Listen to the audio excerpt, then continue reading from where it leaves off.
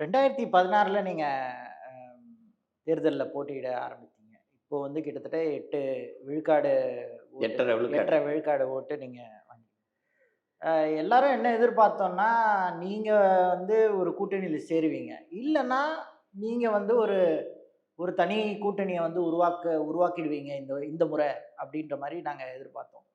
அ விஜயோடையோ, இல்ல வேற ஏதாவது ஒரு கட்சிகளோடையோ, அந்த 4 கட்சி இல்லாம திமுக, அதிமுக, பாஜக, காங்கிரஸ் அல்லாம பிற கட்சிகளுடன் நீங்க வந்து ஒரு கூட்டணி அமைப்பீங்கன்னு ஒரு எதிர்பார்ப்பு இருந்தது. ஏன் அது நடக்காம போயிடுச்சு? இல்ல நம்ம கொண்டிருக்கிற நோக்கம் தான். கொள்கை தான். இப்ப 4 பேருமே முதலமைச்சர் ஆகணும்னு இருக்கிறோம். நான் 10 ஆண்டுகளா 10வது ஆண்டுல சந்திக்கிறேன் தேர்தல் அரசியல்ல. இப்ப தம்பி விஜய் வரும்போது அவரு மறுபடியும் ஈவேரா ஐயாவ எடுத்துட்டு வர்றாப்ல. அவரு இப்ப அவர்கிட்ட கேட்டா என்ன கொள்கையை ஏற்கிறீங்க பெரியார்ட்டன்னா அவருக்கு அவருக்கு சொல்லல. அப்புறம் அது மறுபடியும் அதே திராவிட எந்த அரசியலை வீழ்த்தணும்னு நம்ம வந்திருக்கோமோ, அப்ப அதே அரசியல அதே கோட்பாட்ட எடுத்துட்டு வர்றாப்ல. அப்புறம் திராவிடமும் தமிழ் தேசியம்லாம் ஒண்ணுதான்றாரு. அப்ப அதே ஈவேரா, அதே பேரறிஞர் அண்ணா, அதே எம்ஜிஆர் உங்களுக்கு தெரியும். இப்ப அவர் கோட்பாடு எப்படின்னா, திமுகவ ஒழிச்சிரணுன்றாரு. அது தொடங்கியவர முன்மாதிரியா வச்சுக்கிறாரு. அதிமுக ஊழல் கட்சி ஒழிச்சிரணுன்றாரு. அத தொடங்கியவர முன்மாதிரின்னு வச்சுக்கிறாரு. அத ரோல் மாடலா வச்சுக்கிறாரு. இது எனக்கு ஏற்புடையதா இல்ல. இங்கே என் மக்களை வந்து இலவசம்ங்கிற அந்த இதில குடுத்து இவங்க வந்து எப்படி செஞ்சுட்டாங்கன்னா, ஏமாத்திட்டாங்கன்னு நெனைக்கிறேன். இலவசம்ங்கிறது ஒரு ஏமாற்று. நான் எதுக்கு உங்களுக்கு வேலை இலவசம் எதுக்கு உங்களுக்கு தரணும்? என் சொந்த பணத்திலிருந்து குடுக்கல. மக்களின் காசை எடுத்து மக்களுக்கு குடுக்குறேன். அதுல வந்து ஒரு ஏமாற்றா நினைக்கிறேன். பெருத்த ஏமாற்று. 10,50,000 கோடி கடன தொட்டிருக்குது. எந்த நலத்திட்டமும் நிறைவேற்றப்படல. தலைநகர்களோட சரியான சாலை இல்ல. தலைநகர்களோட தடையற்ற மின்சாரம் தர முடியல. 2வது மழைநீர், கழிவுநீர் வழிந்து ஓடக்கூட ஒரு வாய்க்கால் இல்ல. அப்ப இந்த மாரி இருக்கும்போது ஒரு குப்பை மேலாண்மை கூட சரியா இல்ல. அப்ப 10,50,000 கோடி எங்க வந்துச்சு? கல்வி முழுமையா குடுக்கப்படல. மருத்துவம் தரம் உயர்த்தப்படல.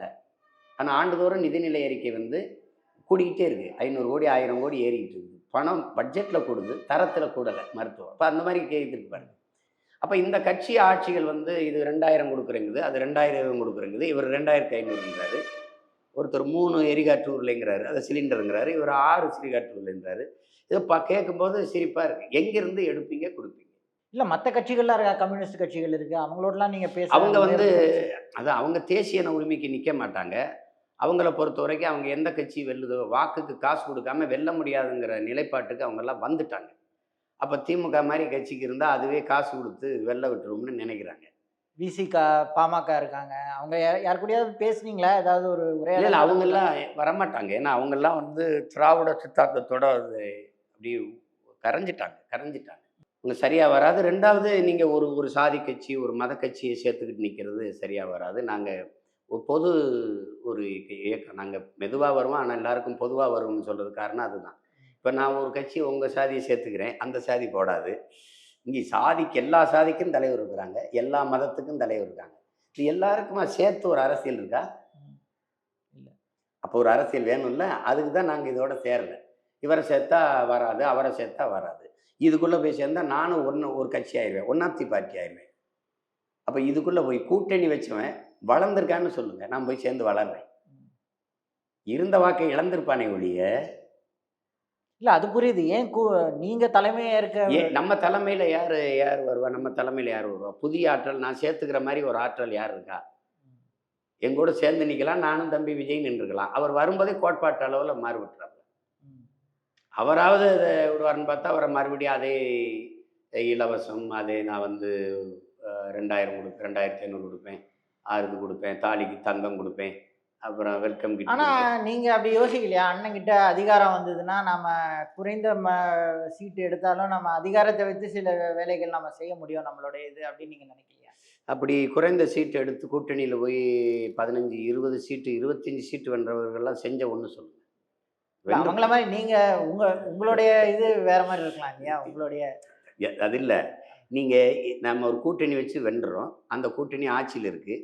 அந்த கூட்டணி கட்சியின் தலைமை ஆட்சியில இருக்கு. அந்த அரசு தப்பு பண்ணுது. அப்ப தப்பு பண்ண ஆட்சியை எதிர்த்து பேசியிருக்காங்களா? இல்ல இப்ப திமுக கூட்டணியில இருக்கிறவங்க திமுக செய்ற ஆட்சியின் தவறுகள ஏதாவது சுட்டிக்காட்டி நீங்க பார்த்திருக்கீங்களா? இல்ல நீங்க ஒரு நான் தனித்துவமான தலைவர் கேட்கறது இல்ல. உங்ககிட்ட நாங்க அத எதிர்பார்க்க மாட்டோம். அதனால தான் அங்க போகாம நான் தனித்துவமான நான் மெதுவா வரேன். நான் சொல்றேன் மெதுவாக வரேன், ஆனால் திரும்பி போக போகிறதில்ல. ஆபிரகாம் சொல்கிறேன், நான் மெதுவாக வருவேன், ஆனால் ஒருபோதும் பின்னடைய மாட்டேன். இப்போ நான் என்ன சொல்கிறேன், வளைஞ்சு நெளிஞ்சு வர்ற வெற்றியை விட நிமிர்ந்து நேராக நின்று மெதுவாக தோல்வியே மேன்மையானதுங்கிறப்பல உங்களுக்கு புரியுதா? இப்போ அப்படி என்ன நான் வெற்றி அடையணும்னு நினைக்கிறீங்க? அது என் மக்கள் தான் முடிவு பண்ணணும். நீங்கள் அப்படி செஞ்சிடக்கூடாதானே அவங்க தான் நினைக்கணும். நம்ம பிள்ளை தனியாக இருந்து இவ்வளோ நாள் போராடுறானே, அவனுக்கு போட்டு விடுவோம்டா, அவன் வந்து சொல்கிறாடா அப்படி. இப்போ நம்ம என்ன கேட்குறோம், ஐயா ஸ்டாலின் ஆட்சியில் 5 ஆண்டு ஆண்டுட்டீங்க, வாழ்ந்துட்டீங்க. ஐயா எடப்பாடி ஒரு 4.5 ஆண்டுகள் ஆண்டுட்டார், வாழ்ந்துட்டீங்க. அப்போ திருப்பி இந்த ஆட்சிகள் தான் மறுபடியும் தொடரும். இப்போ புதுசாக வரணும்னா எங்களை மாதிரி இருக்க புது பிள்ளைகளுக்கு தான் கொடுத்து பார்க்கணும். இன்னும் இதை விடவா மோசமாக ஆட்சி செஞ்சிருவோம், அப்படி செஞ்சால் கல்லால் எடுத்து கூட எங்கேன்னு சொல்லிட்டேன். என்ன அது வந்து அது மக்கள் கையில் தான் இருக்குது. அது என்னை வந்து நீங்கள் எப்படி கவனிக்கணும்னா, நான் ஒரு அரசியல் பின்புலம் இல்லை, ஒரு இடத்துல இருந்து வரல. அப்பா அமைச்சரனோ முதலமைச்சரனோ அவர் வாரிசாக நாங்கள் வரல. அப்புறம் ஒரு கட்சியிலேருந்து ஒரு கட்சியை பிரிச்சுக்கிட்டு வந்தேன்னு இல்லை. ரெண்டாவது எனக்கு பெரிய பொருளாதார வலிமை இல்லை. நான் வந்து இப்போ அத்தனை லட்சம் கோடி வச்சுருந்தேன் அப்படி வரல. ரெண்டாவது ஒரு எளிய பிள்ளைகள் நாங்கள் வந்து செய்கிற இந்த அரசியலை வந்து என் மக்கள் கவனிக்க தொடங்கி எங்களுக்கு இந்தியாவை யார் ஆள்றது அப்படிங்கிறதுல நான் இல்லை. அதில் 36 லட்சம் பேர் தேடி 8.5 விழுக்காடு வாக்கு செலுத்தி அங்கீகரிக்கப்பட்ட ஒரு கட்சி ஆக்கியிருக்காங்கன்னா, ஏன்னு கேட்டிங்கன்னா, இவ்வளோ வாக்கு இருக்குது, எல்லாருக்குமே அவங்க பேரம் பேசுகிறாங்க, கூட்டணி கூப்பிட்றாங்க, இவனையும் கூப்பிட்ருப்பாங்க, பேரம் பேசியிருப்பாங்க, ஆனால் போகல. அப்போ இவன் சீட்டுக்கும் நோட்டுக்கும் சரணடையலை, பதவிக்கு ஆசை இல்லை, இவன் மக்களின் உதவிக்காகத்தான் இருக்கிறான் அவன் நினைக்கிறதுனால தான் 3வது 4வது வெற்றியில் என் மைக் சின்னத்தை தேடி இத்தனை லட்சம் பேர் வாக்கு கொடுத்துருக்கான்.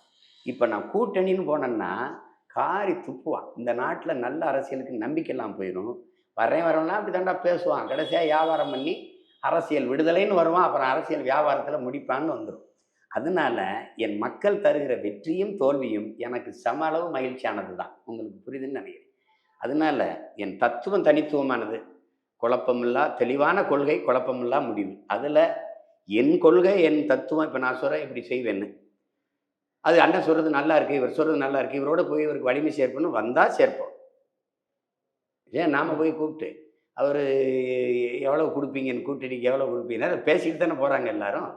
அது மாதிரி நம்ம செய்ய முடியாது. அந்த அரசியலை செய்ய நம்ம வரலை. அதனால தான் நம்ம தனிச்சு போகிறோம்.